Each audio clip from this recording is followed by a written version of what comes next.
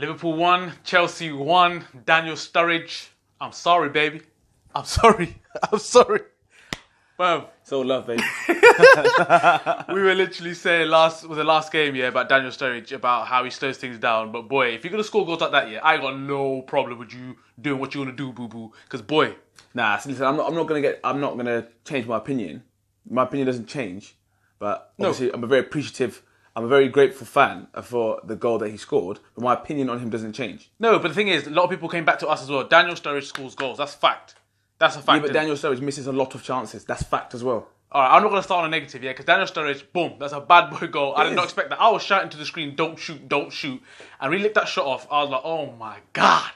That was a goal. But what do you think of the whole game as a whole? Because I thought Liverpool was sick. I thought it was a good game in general. Both teams, I thought it was probably the best game I've seen this season in the Premier League in terms of both teams and what they were doing. There was a lot of quality there. I actually thought Liverpool were the better side. I thought we played better than Chelsea did, but I also felt that I actually watched it with a couple of Chelsea fans because I thought it would just because maybe I've got my Liverpool blinkers on, so I tried to watch it surrounded by Chelsea fans who felt the same way. The only thing that the difference that he said, one of the guys I was talking to said that he felt that Chelsea were giving Liverpool a taste of their own medicine about hitting them teams on the counter, and he just felt that although Liverpool had a lot more possession and they probably played the better football, he felt that whenever Chelsea went forward, they looked like they were more likely to score than what Liverpool were. They felt Chelsea felt a bit more sharper going forward. But I guess that happens when you've got Hazard, because boy, whenever he gets the ball, I'm just like that. Hoo-wee. Their goal was sick. The way it was, come together with the couple of 1-2 touches there and boom. But we did talk about Trent and being out. I was literally about to say the exact same thing on that. I just felt his positionally, it was a bit like, it was quite amateur. I mean, flipping out, it sounds horrible. This is probably the wrong word to say, amateur, seeing as we play amateur football, whatever. But the thing I would say is I just felt that his positional sense, it was like an experienced player. The one pass should have meant that he retracted and got into his position, kept his shape, nothing goes through us and all that sort of stuff. But he just followed the ball. And that quality in midfield, Kovacic, Hazard, boom, nailed, Kovacic and I can't put an intricate 1-2 with somebody, and then they played that pass, and I was like, oh. So the only downside would probably be Trent's positional sense, but you can see how it's happened because he's got quite a position and he tried to make amends, but if in actual fact he probably should have just looked to retreat and get in the shape and make sure that they don't split the team with passes. I thought Luiz was, although defensively I don't think he's very good, but his distribution was on point yesterday. But as I said, defensively I think and even Chelsea fans, I know a lot of them are like, whenever he's in and around, they were like, oh, God, fucking anything can happen. But distribution-wise, I was on point. So talking of defenders, name me one defender who is better than the Bunda VVD right now. The Bunda is just next. He's next. I'll tell you what. Do you know what? Joe Gomez is turning into a good player. Yeah. He's turning into a good player, and I'll eat my own words, but not just now. Come end of the season, we'll talk about it. But he's growing into that position, and I'm all about not learning on the job. And I guess essentially what he is doing is kind of learning on the job, but. Took to the end of the season. I thought Andy Robertson got caught out a couple of times with those ranging passes, but there's not much you can do with that quality that comes on and those out to in runs. Sometimes you just got to take it out off and say, you know what, there's not much you can do. I thought the keeper. There was not enough mention of, for me personally. Everyone talked about VVD. Everyone talked about Sturridge's goal. But boy, this is the difference. Like those big saves that he made, they were huge. The game would have been done and dusted if he didn't make those saves. The timing of him running out. Leave himself big. It was just like there were massive saves into the game. And to be fair, I'll completely agree with you and I echo that wholeheartedly. Only thing I would probably say is the Joe Gomez thing. He got caught, he was napping when that short free kick. Do you know when they played the quick free kick and he just standing around and didn't even react, whereas VVD and Robertson were busting the gut. Small things, small margins, but the goalkeeper I thought was very good yesterday for Liverpool. Kept us in the game. I'm not having people. I had quite a few people say, "Oh, he should have done more for the goal." I'm not having that. No way. You're making sure you don't get beat at your near post. Go across me, and he has. So for me, it's like, well, it's a good finish. Yeah. What about midfield? Now this is interesting for me. I saw some people giving Gini like a 5 out of 6 or a 6 out of 6. Gini was nuts in the midfield. It was him for me was our best midfielder again. He's been so consistent from the beginning of the season. Now, talk to me about your boy Hendo. Now, you can't just switch the light. You can't just say, okay, 1 minute Hendo's amazing, next minute Hendo's shit, right? I'm not going to say he's shit. I'm not going to say he's amazing. But what I would say is Hendo should be part of the squad.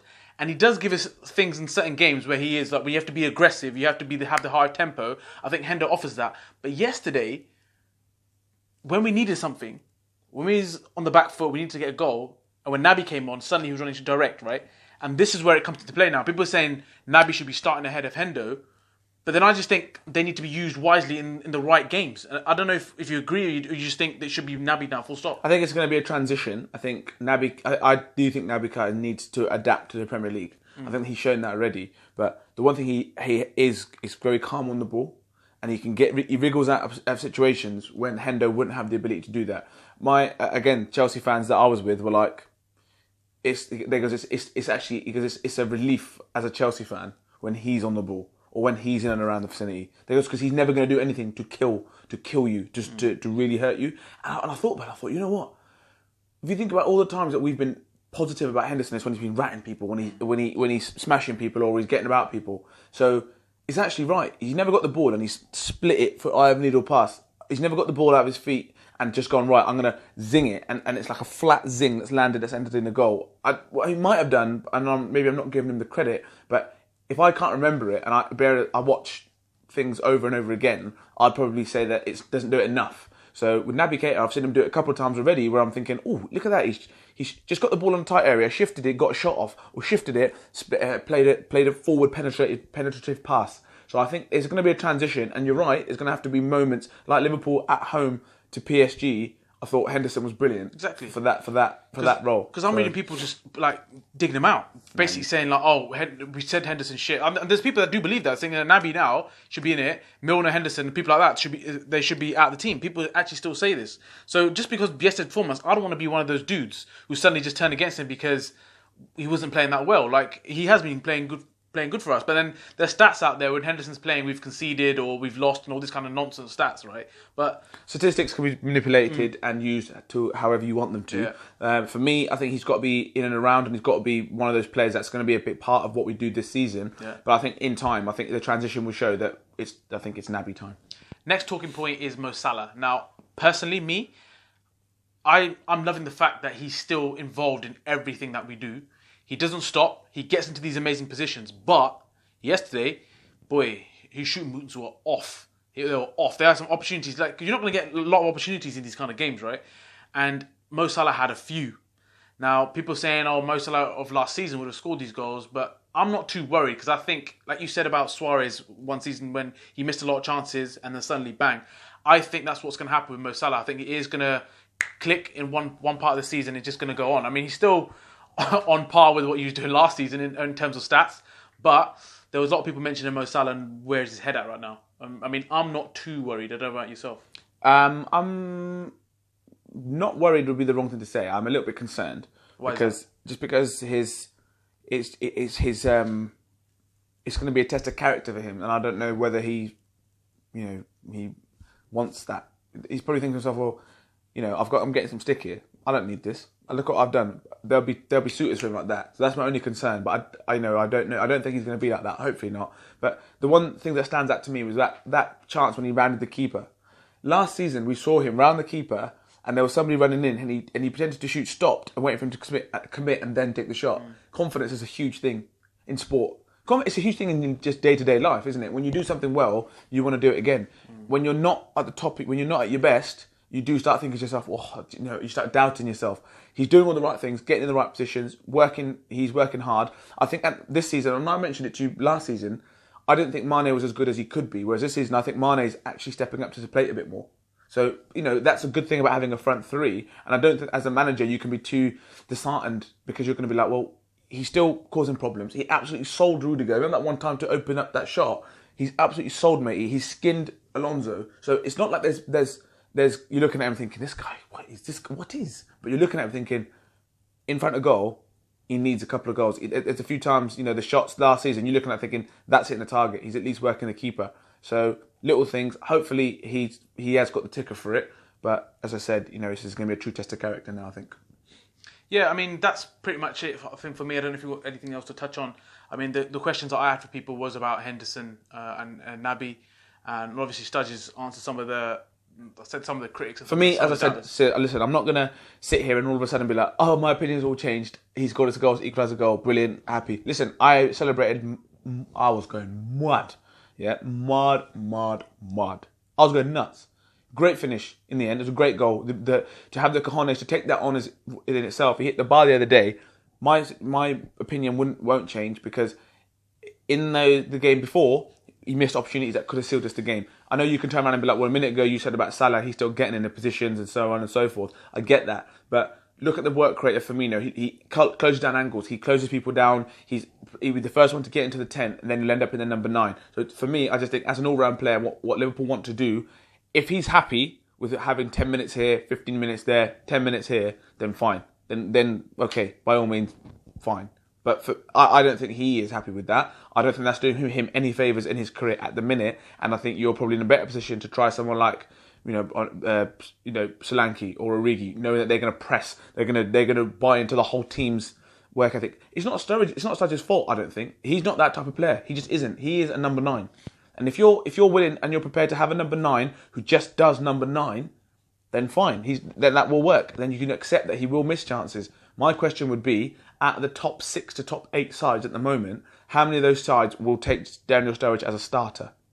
That's my question. And that's the question I'm going to ask off the back of this. How many teams at the moment in the top 6 to 8 clubs in the Premier League would Daniel Sturridge start in? That's my only question. And then I think from that, you'll get my point of view. But do you think I don't think that's a fair question. Why?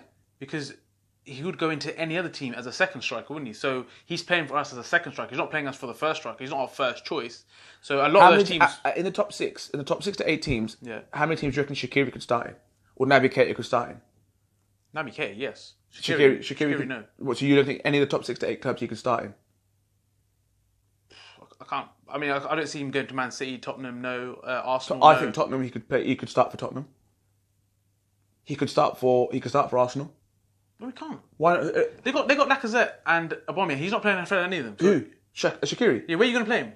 He's not centre forward. So you can play him at the wing. You can play him out wide or in midfield. Yeah. So you. Yeah, but you were talking about. Not even Liverpool play. No, but you're saying about how many teams can. What you're saying is a second striker.